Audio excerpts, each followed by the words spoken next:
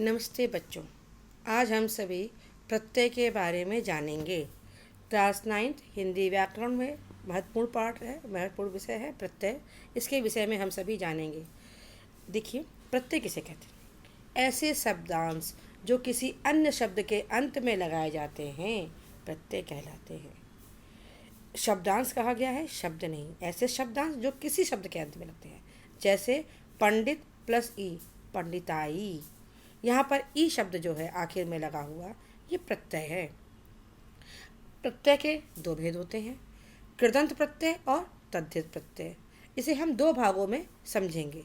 तो कृदंत प्रत्यय क्या होता है, देख लीजिए। कृदंत प्रत्यय के भेद। कृदंत प्रत्यय जो होता है वो धातुओं का होता है, यानी संस्कृत के धातुओं के शब्द हैं वो लगते हैं। कृदंत प्रत्यय के भेद में ऐसे प्रत्यय जो वाक्य के अंत में लगकर किसी कर्ता का बोध कराते हैं कृतवाच कृदंत प्रत्यय होते हैं। कृदंत प्रत्यय के बहुत सारे भेद हैं, उनके भेदों के बारे में हम विचार से चर्चा कर रहे हैं। जैसे गा प्लस वैया गवैया, खे प्लस वैया खेवैया, चल प्लस अक चालक, तैर प्लस आक तैराक। यहाँ पर देखिए वैया वैया अक आक, ये जो शब्द लगे हैं ये प्रत्यय हैं। उसके पहले हमारा मूल शब्द लगा हुआ है। इस प्रकार से हमारा ये प्रत्यय तैयार हुआ, जिसे हम कृत कहते हैं। अब उसके बाद दूसरा आएगा कर्मवाचक। कर्मवाचक कृदंत प्रत्यय वह प्रत्यय जो किसी शब्द के से जुड़कर किसी क्रिया के कर्म का बोध कराए, वह कर्मवाचक कृदंत प्रत्यय कहलाता है। जैसे खा प्लस ना, तो यहाँ पर ना जो है वो कर्म है, खाना। पूज प्लस आ, पूजा। कह प्लस आने, कहानी। लग प्लस आन, लगान। बोल प्लस आवा, बोलावा। मथ प्लस नी, मथनी। यहाँ पर देख लीजिए ना, आ, आनी, आन, आवा, नी, ये जो शब्द हैं ये हमारे कर्म का बोध करा रहे हैं। इस प्रकार से यहाँ कर्मवाचक कृदंत प्रत्यय है। उसके बाद आता है तीसरा करणवाचक कृदंत प्रत्यय।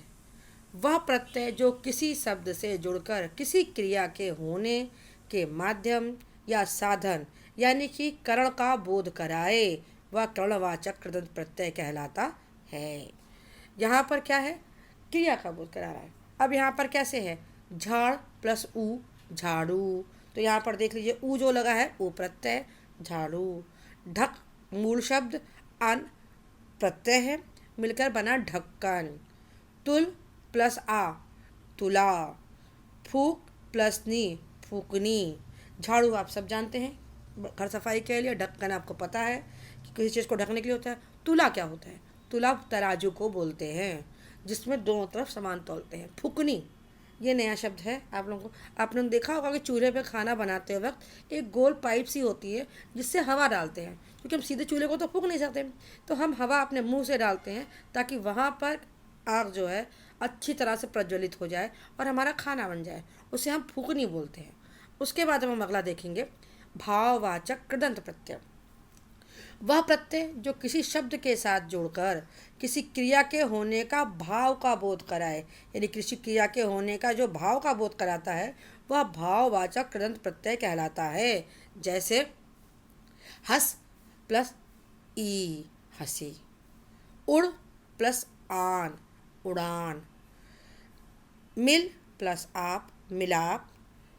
पहन प्लस आवा, पहनावा। पी प्लस आस, प्यास। चल प्लस न, चलन।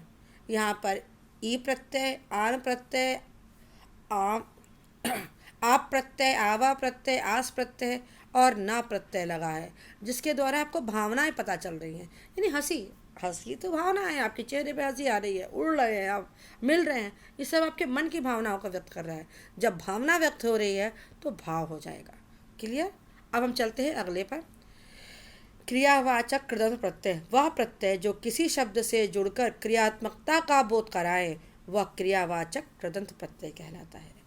क्रियात्मकता का बोध, एक्टिविटी, आपका अंदर की जो भावना है उसको बोध करा रहा है, तो उसे हम क्रियावाचक कृदंत प्रत्यय कहेंगे। जैसे आप सब जानते हैं जा प्लस ता, जाता। आपकी क्रिया हो रही है, एक स्थान से दूसरे स्थान जा रहे हैं। लिख प्लस आ लिखा, ये लिखने की क्रिया हो रही है।